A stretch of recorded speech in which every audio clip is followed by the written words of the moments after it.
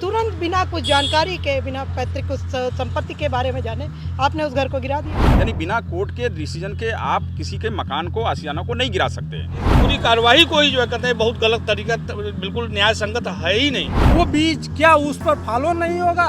आने वाले समय में क्या कोई अन्य सरकार आएगी तो लागू नहीं करेगी? इस समय हम मौजूद हैं इलाहाबाद हाई कोर्ट के बाहर सुप्रीम कोर्ट के ऐतिहासिक फैसले पर, जिसमें यूपी सरकार के ऊपर 25 लाख का जुर्माना लगाया गया है अवैध बुलडोज़र कार्रवाई करने के लिए।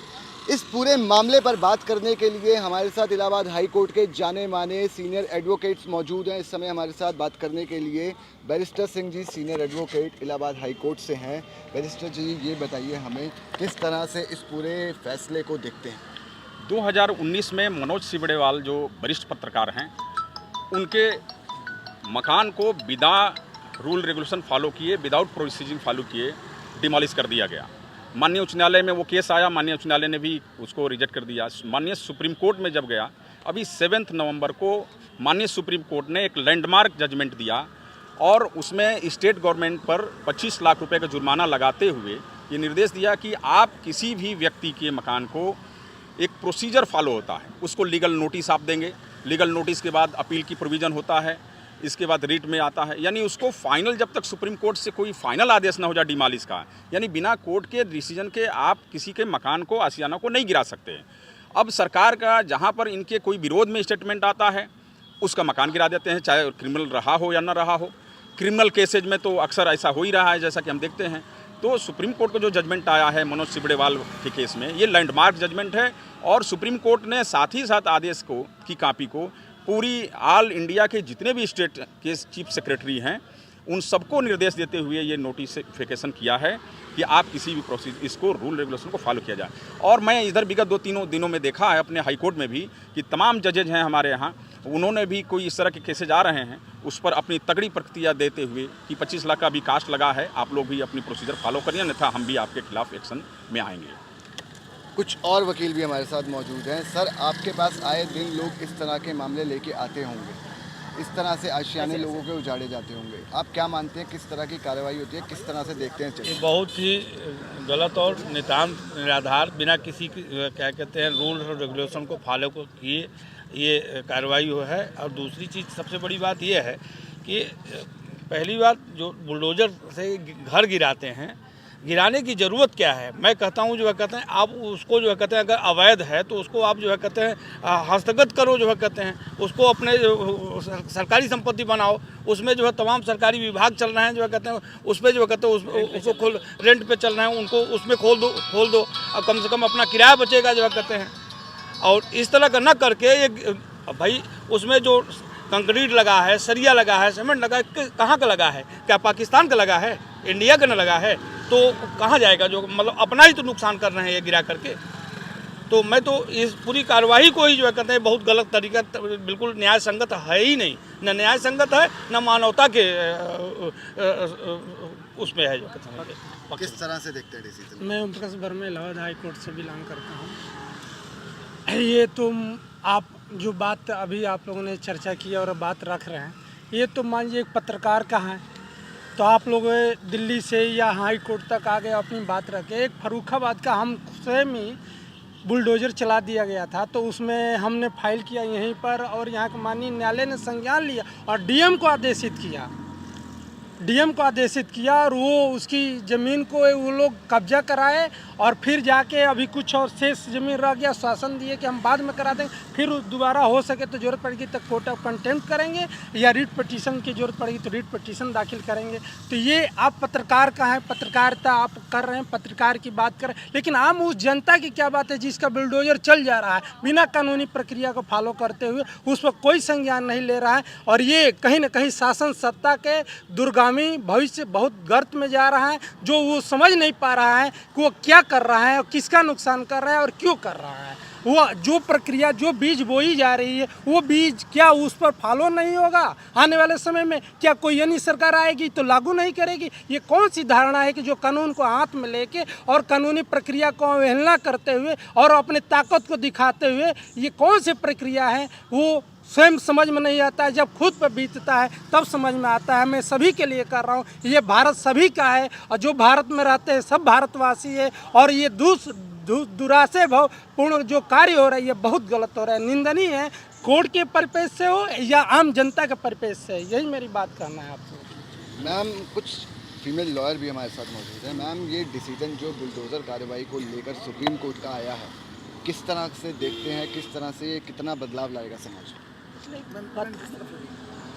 बदलाव तो जब हम लोग उसके इम्प्लीमेंटेशन की ओर जाएंगे, क्योंकि आदेश तो बहुत सारे आते हैं सुप्रीम कोर्ट के और उनकी हम लोग लगा करके और आगे की कार्रवाई बढ़ाते हैं, लेकिन रियल माने में निचले स्तर से हम कितनी चीज़ों की जानकार हैं। जैसे जो क्रिमिनल की, और हमारे एडवोकेट बंधु बहुत सारी बात कह रहे हैं बार बार कि क्रिमिनल के घर गिराए जाते हैं या पत्रकारों के घर गिराए जाते हैं। अक्सर हम उस एज ग्रुप के होते हैं कि हम अपनी पुरानी पीढ़ी को इनहेरिट करके वो घर पाए होते हैं। तो क्या ये जांच का मसला नहीं है? या कोई बिल्डिंग बन गई तो क्या यहाँ का पीडीए या इलाहाबाद में पीडीए है, दिल्ली में डीडीए है, या ऐसा जो विभाग है या लोक निर्माण विभाग है, या क्या ये विभाग चिन्हित नहीं होते? या इस समय इनकी पॉलिसी के तहत जो वहाँ ठेकों पे काम हो रहा है, इस वजह से वो उन विभागों को नहीं चिन्हित कर रहे हैं कि आपने मैप कैसे फाइनल किया, या मैप नहीं बना उसके बावजूद इतनी ऊंची बिल्डिंग कैसे बन गई। और आप डिमोलिशन करते समय जो बार बार नोटिस की बात आ रही है कि हमको लीगल नोटिस दी जाए, हमको सूचित हो, उसके बाद हम अपने बचाव में कुछ करने की तरफ जाएं, या विभागों को सूचित किया जाए कि विभागों की गलती को आप किसी की भी बिल्डिंग कहीं भी गिरा दे रहे। इस समय रोड ये शहर चौड़ीकरण में है, चौड़ीकरण के नाम पे जो हमारी भूमिधरी जगह हैं उस पर हमारी निर्मित भवन भी, चलिए किसी पे ब्लेम था तो आपने रातों रात ऑर्डर कर लिया और रातों रात कर दिया, जैसे नोटबंदी थी है, एक समय इमरजेंसी में नसबंदी हुआ, इस तरह के जो मसले थे वो आपने अपनी व्यक्तिगत आकांक्षा की पूर्ति के लिए रातों रात कर लिया। लेकिन ये जो किसी के घर गिराए जाते हैं रोड किनारे के, या मार्केट तोड़ी जाती हैं, हमारे कितने लोगों के आजीविका के स्रोत होते हैं वो। हम रोडों पे बैठ के परिवार चलाते हैं और आप शॉपिंग मॉल कल्चर को यहाँ इस्टेब्लिश करने के लिए हमारी मार्केटों से दुकान उजाड़ते हैं और नगर निगम की ओर से कोई नई मार्केट नहीं बनती। इसी तरह किसी क्रिमिनल का या किसी के खिलाफ आपको व्यक्तिगत लगा कि इसने हमारी सरकार के खिलाफ वो किया या इसने इससे की आपराधिक गतिविधियाँ के, तो उसके बाबा का हो सकता है वो मकान हो, आप तुरंत बिना कुछ जानकारी के, बिना पैतृक उस संपत्ति के बारे में जाने आपने उस घर को गिरा दिया। तो सच बात है कि इस ऑर्डर का हम लाभ पाएंगे और हम लोगों को इस बात को जनमानस तक ले जाना चाहिए कि हमारे यूपी गवर्नमेंट के खिलाफ ये ऑर्डर सुप्रीम कोर्ट का है और इसको हम नीचे कैसे इम्प्लीमेंट करके लोगों को गोलबंद करके इसको एक बड़ा मूवमेंट चलाना चाहिए। सर सुप्रीम कोर्ट के इस वर्डिक्ट को, ऐतिहासिक फैसले को किस तरीके से देखते हैं? हम इस फैसले को बहुत ही ऐतिहासिक कह लीजिए का ये फैसला जो हुआ है और इसी तरह के होने भी चाहिए। और न्याय को जब देखने में लगता है कि न्याय हो रहा है तो न्याय दिखने में ही जनता का विश्वास बनता है। यदि न्याय कहीं से भी कोई परिलक्षित होकर के न्याय हो रहा है या किसी मुद्देखी होकर के हो रहा है, वो चाहे जिस भी उद्देश्य से हो रहा हो, लेकिन ऐसे न्याय को हम न्याय नहीं मानते हैं। न्याय हम जनता के द्वारा जनता के लिए जो बात होती है वो जनता के द्वारा ही सरकारों को या किसी को निर्णय लेने का चाहिए।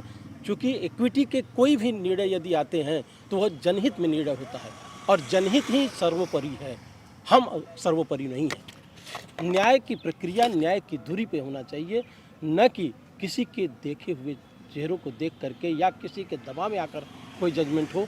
ये जनता को भी नहीं मानना चाहिए और चाहे जो न्याय की धुरी में आए, जहाँ तक लड़ते बने वहाँ तक लड़ना चाहिए अपने अधिकारों के लिए। और ये जनता का भी अधिकार है कि इसको लड़े और ये न्याय ऐतिहासिक न्याय है। और मैं Sanjay Kumar Singh, advocate, Allahabad high court और प्रदेश महासचिव Janata Dal United. Thank you sir. Supreme court का वर्डिक्ट, ये फैसला और लगातार जिस तरीके से बुलडोज़र कार्रवाई में लोगों के आशियाने को अवैध बन के ढहाया जा रहा है, किस तरह से इस फैसले को देखते हैं? यूपी सरकार के ऊपर 25 लाख का जुर्माना लगाया गया, मुख्य सचिव को तलब करके 1 महीने में विस्तृत रिपोर्ट मांगी गई, दंडात्मक कार्रवाई के आदेश दिए गए, इसको कैसे देखते हैं? सबसे पहले तो मैं अपना परिचय दे दूँ। मेरा नाम अरिंद प्रसाद, एडवोकेट, इलाहाबाद हाई कोर्ट में अधिवक्ता हूँ और महासचिव पद पे प्रत्याशी भी हूँ जो है। इस जजमेंट का तो हम लोग बहुत स्वागत भी करते हैं, क्योंकि इससे पहले बहुत से मैटर आए यहाँ पे, लेकिन इस पे कोर्ट ने कोई एक्शन नहीं लिया। लेकिन एक ऐतिहासिक कदम यह है कि कम से कम जो है एक जो है सुप्रीम कोर्ट के आदेश मनोज कांडवाल के केस को ये करते हुए कम से कम सरकार को ये जगाने और इसका जो है ये जो काम किया है जो सुप्रीम कोर्ट ने इसका बहुत, क्योंकि हम लोग के पास तो बहुत शुरू से ही केस आ रहे हैं। इसमें होता क्या है, कोर्ट भी नहीं इससे संज्ञान लेती थी। जो सरकार कर रही है, सरकार अब पता नहीं कोर्ट क्यों एक नई काम करे, लेकिन ये जो फैसला आया है ये जो है बहुत ऐतिहासिक कदम है। और इससे तो और ख़ास तौर से इलाहाबाद हाई कोर्ट में इलाहाबाद के पास में बहुत से मकाने गिरे गए, सारी मकाने गिरे गए। आप डिमोलिश क्यों करते हैं? बहुत से ऐसे, जैसे आप बहुत से सरकारी डिपार्टमेंट के ऐसे कुछ संस्थान है जिसके ऑफिस जो है ये किराए पे चल रहे हैं। रजिस्ट्री विभाग हो, चिट फंड ऑफिस हो, तमाम तरह के ऑफिस हैं जो कि किराए पे चल रहे हैं। आप उनको दे दीजिए, फिर उसके बाद में जो कोर्ट द्वारा जो निस्तारित होगा, जो ये होगा, जो लास्ट फैसला आएगा, उसके बाद में आप फिर उसको हैंडओवर कर दीजिए ना। ये किराना किसी चीज़ का क्षति करना, शुरू में ही यदि आप शहर में हैं तो उसका एक किसी विकास प्राधिकरण का एक जो है सुपरवाइज़र होता है। सुपरवाइज़र जाकर पैसे लेता है, इनके ऑफिस से ही लेता है, सरकार के अधीन है, पैसे लेता है और लेकर बनाओ, लिंटर लगाओ, सारी बिल्डिंग खड़े हो जाती है, कोई एक्शन नहीं। सबसे पहले तो ये तो सरकार को स्वयं ऑफिस के विभाग के लोगों पे कार्रवाई करनी चाहिए। इसलिए जो है ये जो आदेश हुआ है बहुत सराहनीय है सुप्रीम कोर्ट का। हम लोग जो, क्योंकि इसमें देखिए, इसमें होता क्या है कि 67 की कार्रवाई आए दिन होती रहती है गांव में, ग्रामीण अंचल पर, कि इन्होंने जो है कब्जा कर रखा है, घर बना लिया है, इसको तोड़ा जाए जो है ऐसे।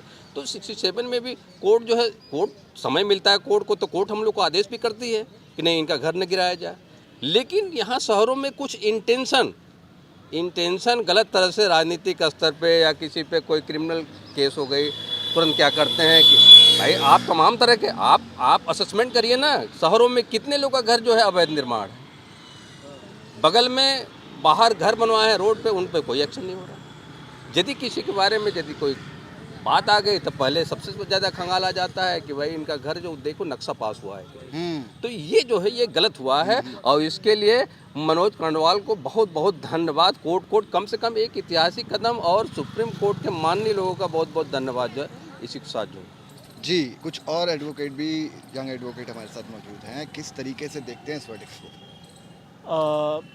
बिल्कुल, जो भी ये बुलडोज़र का एक्शन पूरे देश में, या कहिए कि उसकी शुरुआत इलाहाबाद से हुई, जब यहाँ पे जावेद पंप, जो यहाँ पे एक माइनॉरिटी कम्युनिटी से बिलोंग करते थे, जब वो एक मूवमेंट चला था एनआरसी सीए को लेके, उसके बाद कुछ ऐसा माहौल बना कि कुछ लोगों से पत्थरबाजी और किसी की आशंकाओं के चलते उनका नाम हिट लिस्ट में आया।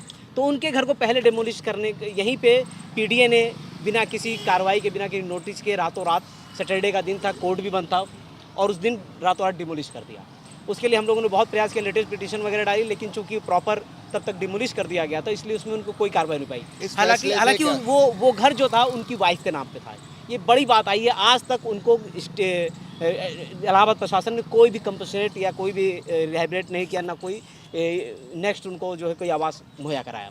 तो जिसमें जो पत्रकार साहब, जो सुप्रीम कोर्ट से भी जजमेंट आया है मनोज छबड़ियाल आनंद जी के उस मामले में, कि और उनकी जो लंबी लड़ाई चली है, ये 2019 से ही मैटर चला, और अब जाके जो है इस पे ये सुप्रीम कोर्ट से जो वर्डिक्ट आए, तो ये देखने के बाद जो ये डिले हुआ, ये अगर पहले आ जाता तो देश में बहुत सारे इलीगल डेमोलिशन जो सरकारें कर रही थी उस पर निश्चित ही बचा जा सकता है। 301 के तहत संविधान पूरी तरह से हर व्यक्ति को संपत्ति का अधिकार देता है, और उसमें स्पष्ट व्यवस्था है कि किसी को बिना विधिक प्रक्रिया का अनुपालन किए किसी तरह से डिमोलिश नहीं किया जा सकता है। लेकिन सरकारों ने, जैसा कि और सुप्रीम कोर्ट का एक बहुत रिमार्केबल, इस पर सबसे जो इम्पोर्टेंट बात सुप्रीम कोर्ट ने कही वो ये कही है कि जनता की आवाज़ को दबाने के हथियार के रूप में बुलडोजर का इस्तेमाल नहीं किया जा सकता। ये सबसे बड़ा तमाचा है इस गवर्नमेंट के, जो बुलडोजर जस्टिस जैसी एक जाहिलाना, जो कहेंगे मतलब कि जिसकी कोई न्याय व्यवस्था नहीं है, जहाँ कोई उसको बुलडोजर को गीत गाए जा रहे हैं, बुलडोजर पे एक जश्न मनाया जा रहा है, और बुलडोजरों पे बहुत सारे इस समय देखिए कि तो लोग उसे प्रचार भी करते दिख रहे हैं। तो कहने का मतलब है कि एक इलीगल सिस्टम को कैसे लीगल सरकार उसको जो है इलीगल चीज़ को लीगल रूप में पेश करके इस पूरी न्याय प्रक्रिया को ध्वस्त कर दिया है। और निश्चित है ये उत्तर प्रदेश गवर्नमेंट से सबसे ज़्यादा जो समस्या हुई है, उत्तर प्रदेश गवर्नमेंट ने किया है, डेमोलिश किया है इस पूरी न्याय व्यवस्था को। जहाँ दिन इनकाउंटर की जब भी व्यवस्था देखिए तो लोगों को पैरों में गोली मारी जा रही है। तो जितने भी इलीगल वर्क्स हैं, इलीगल डिमोलिशंस हैं, इलीगल फेक इनकाउंटर्स हैं और जितने भी लीगल काम हो रहे हैं उस गवर्नमेंट में किए जा रहे हैं। और इसमें जो है ये सरकार और खासकर जब न्यायपालिका का मौन इसमें बहुत विकट स्थिति रही। डीवाई चंद्रचूड़ साहब रहे तो हम लोग को बहुत उम्मीद थी कि हमारे इलाहाबाद हाई कोर्ट से सीजे होकर वो सुप्रीम कोर्ट गए, सीजीआई हुए, तो हम लोग को बहुत उम्मीद थी कि कम से कम एक निष्पक्ष एक ऐसा बैलेंस इस्टेब्लिश किया जाएगा इस जुडिशरी के मातहत, ताकि वो जो है लोगों के बीच में भरोसा पैदा करें न्यायपालिका में। लेकिन जब 19 की वर्डिक्ट अब इतने सालों बाद 2024 में आ रही है, तो आप समझिए कि इतने सालों में जो लोग पीड़ित हैं, अभी बहुत सारे लोग जेल में हैं जिनके ऊपर जो है अभी आरोप पत्र नहीं दाखिल हुए हैं, ऐसे लोगों को बेल 5-5 साल से नहीं मिल रही है। तो इस तरह से इलीगल पूरे देश में एक माहौल बना दिया गया है कि जैसे भी कोई व्यक्ति सरकार के खिलाफ आवाज़ उठाता है तो उसको या तो डिमोलिश करते हैं, या तो उसको तबाह कर दिया जाता है, या तो इनकाउंटर्स होते हैं फेक। इस सारी चीज़ें इस फैसले के बाद कुछ बदलाव आएगा? देखिए, सबसे ज़रूरी चीज़ है जो सुपरवाइजर और जो हमारी संवैधानिक शीर्ष पे जो हमारे सीजीआई बैठते हैं वो सुपरवाइज़र होते हैं पूरे इस डेमोक्रेटिक फॉर्म के। अगर डेमोक्रेसी में कहीं भी इरेगुलरिटीज़ चल रही हैं, कोई भी अवैध काम हो रहा है, चाहे वो सरकारें चल रही है चाहे कोई इंडिविजुअल कर रहा हो, तो उसका स्वतः संज्ञान होना चाहिए कि ऐसी चीज़ें जिस पे बुलडोजर पे तुरंत वर्डिक्ट आना चाहिए, तो उस पर इतने साल क्यों लगे, क्यों आपको इसको लीगलाइज करने की जरूरत पड़ी? अगर हम बात करें बुलडोजर एक्शन की जो इलीगल बता के अवैध बता के किया जाता है, क्यों नहीं सरकारों की तरफ से, अमलों की तरफ से तब कार्रवाई की जाती जब वो चीज़ कंस्ट्रक्ट हो रही थी, जब वो चीज़ बन रही थी? बाद में जाके उस पर तुम जाके इलीगल कंस्ट्रक्शन का टैग लगाते हैं और बुलडोज कर देते हैं। देखिए, ये जजमेंट में सुप्रीम कोर्ट ने स्पष्ट कहा है कि इसको हथियार के रूप में उपयोग नहीं होना चाहिए। और ये जब भी प्रोसेस अभी हमारे काउंसिल ने, अभी सीनियर काउंसिल ने बात को रखी थी, तो इसमें ये बात है कि जब कोई मकान बनता है उस समय ही सबसे पहले, यहाँ इलाहाबाद में बात करें, प्रयागराज में बात करें तो पीडीए है, बनारस में बीडीए है, दिल्ली में डीडीए है, यानी हर शहरों के लिए एक अलग से प्राधिकरण बना है जो वाच करती है कि क्या यहाँ प्रोसीजर फॉलो करते हुए कोई मकान का कंस्ट्रक्शन हो रहा है या नहीं हो रहा है। लेकिन जैसे ही कंस्ट्रक्शन करने की बात आती है, उनके कर्मचारी आते हैं, वो आप फाइनल उसको कर देते हैं। मकान जब कंप्लीट हो जाता है और जब सरकार के खिलाफ कोई बात करने लगता है, जो सरकार को लगता है कि ये हमारे हित में नहीं है, ये हमारे साथ समर्थक नहीं है, तो वो अपने एक हथियार के इंस्ट्रूमेंट के रूप में इसको इस्तेमाल करती है, जो गलत है। और सुप्रीम कोर्ट ने 7 नवंबर को जो मनोज छेबड़ीवाल वाले केस में लैंडमार्क जजमेंट दिया है और सभी चीफ सेक्रेटरी को तलब किया है कि इस आर्डर का कंप्लायंस सुनिश्चित किया जाए कि कोई भी मकान किसी भी कीमत पे न डिमोलिश किया जाए जब तक कि उसकी पूरी जांच न हो जाए, लीगल प्रोसीजर फॉलो न हो जाए। तो इसके पहले आप नहीं गिरा सकते। मैं समझता हूं कि ये जो जजमेंट लास्ट आया है, इस जजमेंट के बाद पूरे देश में जो बुलडोजर कल्चर चल रहा था, इस पर निश्चित रूप से रोक लगेगा और इस पर सुप्रीम कोर्ट को एक मॉनिटरिंग कमेटी बनाते हुए इस पर मॉनिटर करना चाहिए कि क्या उनके आदेश का पालन, कंप्लायंस हो रहा है कि नहीं हो रहा। जी, बड़ी बात कही यहाँ पे इलाहाबाद हाई कोर्ट के वकीलों द्वारा, सभी वकीलों के द्वारा इस जजमेंट का स्वागत किया गया। साथ साथ वकीलों ने बताया कि किस तरीके से इस जजमेंट के बाद इलाहाबाद हाई कोर्ट के जजेस की तरफ से भी वकीलों को निर्देश दिए गए कि जिस तरह से 25 लाख का जुर्माना यूपी सरकार पर सुप्रीम कोर्ट द्वारा लगाया जा रहा है, उस डिसीजन के बाद, अमेंडमेंट के बाद यहाँ पर भी इस तरह के जो केसेस हैं उन पर इस तरह की जजमेंट आ सकती है। कैमरामैन सुरेंद्र सिंह के साथ रोहित गोयल, डायनामाइट न्यूज़, प्रयागराज।